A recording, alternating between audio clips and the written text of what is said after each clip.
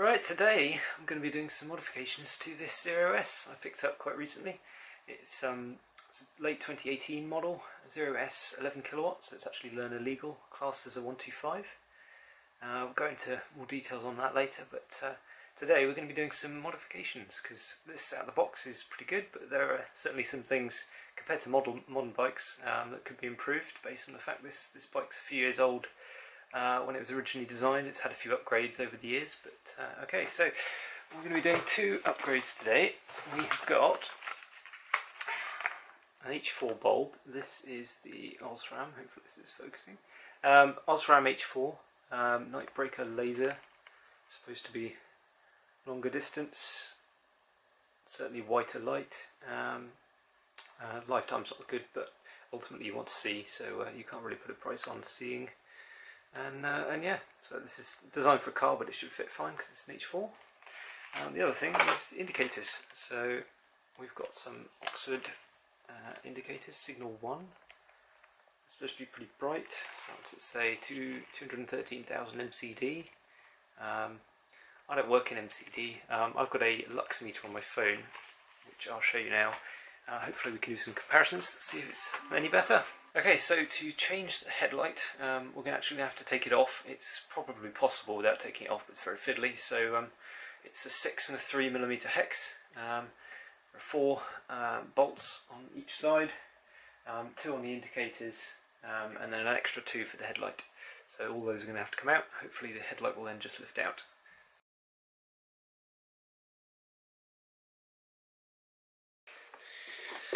Whew. They don't make that come off very easily. So, the back of the headlight housing, H4 headlight bulb, and then the side light. Well, they call it running lamp, but it's a side light. So yeah, so let's get this apart and we'll get the new one in.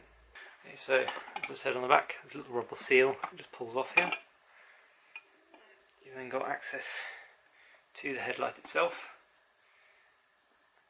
On here we've got a little plastic white piece. It's essentially just twists out, like so. Just twists, comes out, and then you've got the bulb itself, which is still rather warm. So I'll get some gloves or something for that. If you wanted to change the side light, that's also there. Might do that.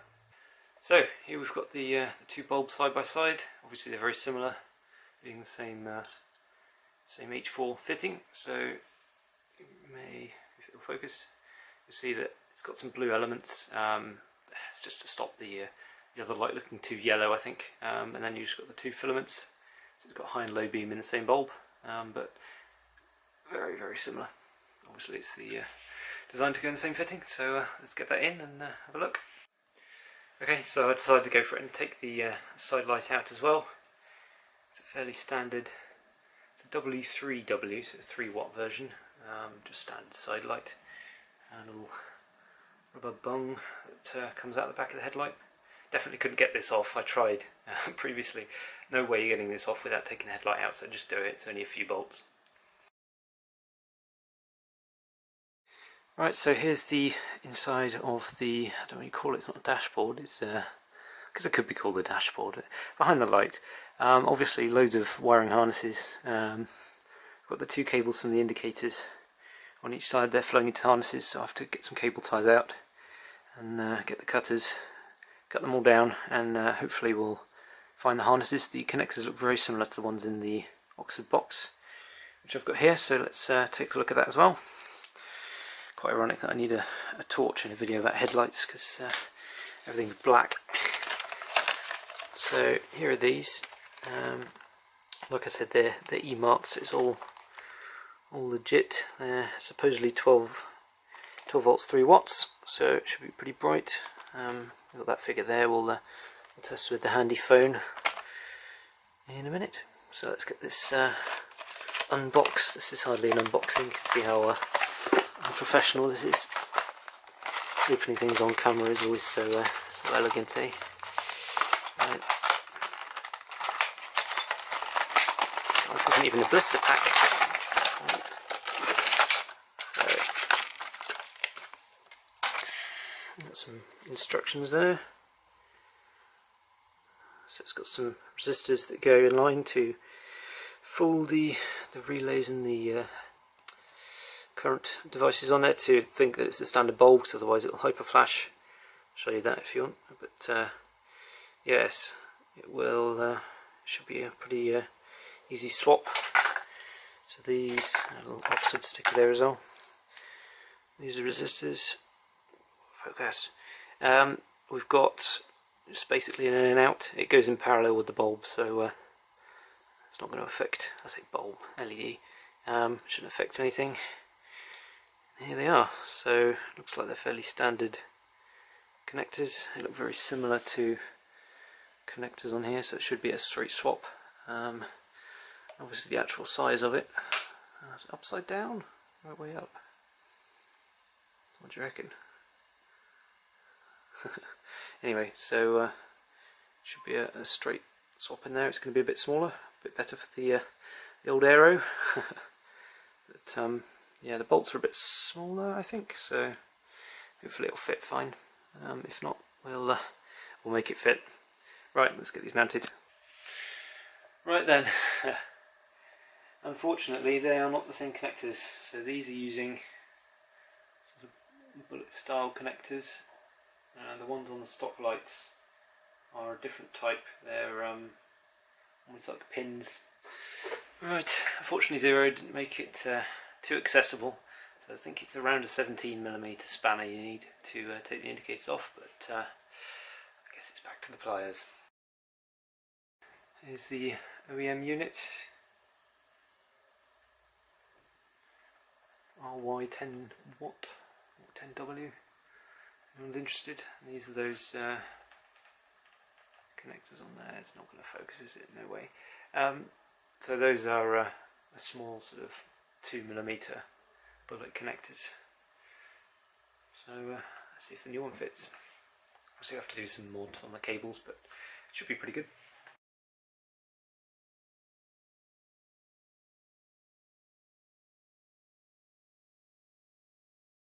Okay, so there it is fitted.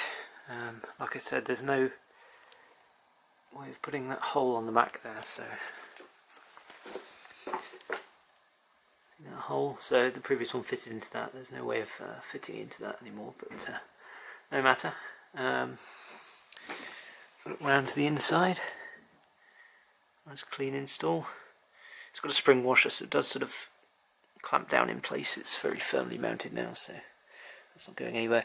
I say firmly mounted, the other one did have some flex to it, so if it does get hit it will spring around. I don't think this one will, so we'll have to watch that. But as you can see, it's a lot thinner. The light's not too small, like there's still plenty of light coming out, I'm sure, from the figures, but it's a lot smaller, so you're less likely to bash it on stuff. So, right, get the resistor fitted and see if I can do some mods on the cable. Okay, so this is the install so far. Got the wire coming from the LED here, goes to the resistor, that passes through.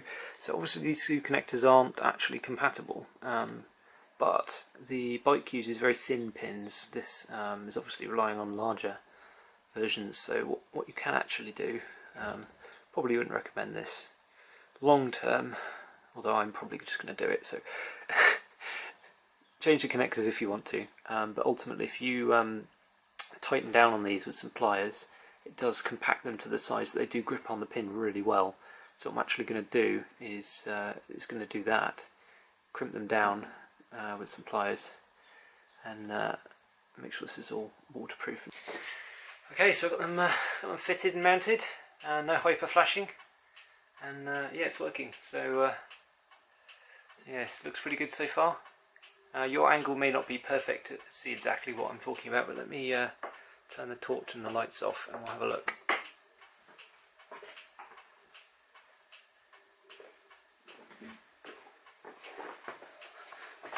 So looking directly at it, as you would, I'd say the new light is at least as bright. The results are in. Visually, obviously the LED looks a lot better, instant on off. It's a lot smaller unit, so that's good. But the phone doesn't quite agree with my my sentiment. So It certainly looks a lot better, but if we now come around, I'll stick it just on indicators. Is it going to focus? So we're getting about around 5,000 lux on the LED, and it's pointing pretty much directly at it. It's about 5,000 lux. The quote there is external environment with cloudy sky. If we now swap to the bulb, the light is considerably fuller, it does sort of go in more places, but we're getting sort of 36,000 lux, so obviously sort of 6 or 7 times more light according to that. So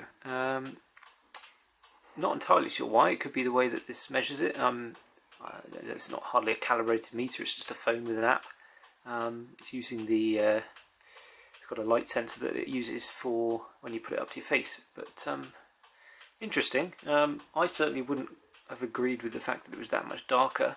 It's more directional certainly, but the light that it puts out seems to be as bright from my perspective.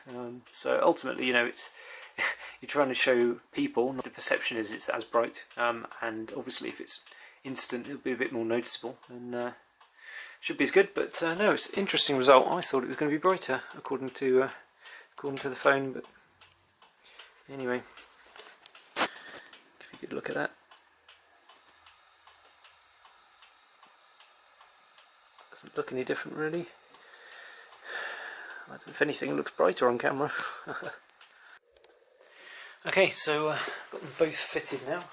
I'm going to stick the hazard lights on. Obviously it's pretty bright. There's another benefit I've realised, only after stepping behind to have a look. Obviously they are, I would say, at least as bright, and certainly more eye-catching because of the instant nature of them. If you actually come back, you'll see that they actually light up from behind, just sort of through the plastic. So if anything, it's actually slightly more visible because you can actually see it from the side or from behind. So if there's ever any doubt over whether or not it was better, I think I'll put that one to bed, because it's actually visible from all angles. And of course if I end up doing the back as well, it'll be even better. Anyway, right, let's get this put back together. Right, so I've got all this cable tied and heat shrunk together. One thing to note, obviously you just attach it all back together. These resistors may well get pretty warm, so what I did is I cable tied them loose so that the airflow, if there is any, does get to these. They're separate obviously, so they can cool down separately and don't end up heating each other up too much, and obviously away from everything else, so there'll definitely be some airflow here if not much, so that'll keep those cool. Right, so just mount the headlight again now. All fitted, all put back together. Headlight goes on pretty easily. All we have to do now is take you for a ride, but I'll give you a quick demo. Let's turn the bike on. We've got the white LED, it looks blue but that's only because of the yellow. We've got the new Osram bulb, night breaker laser, seems pretty good. We've got the sort of extra full beam functionality, which is good. Looks really bright. Obviously it's got the right cut off and everything, so you know, it's as a like for like product. And then we've got indicators, so it's all working out pretty well really. I'll give you a quick look at the indicators from behind as well. So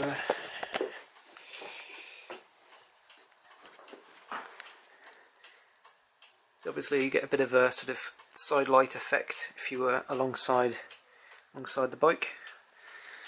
So that's pretty good, and just have to work on the back now.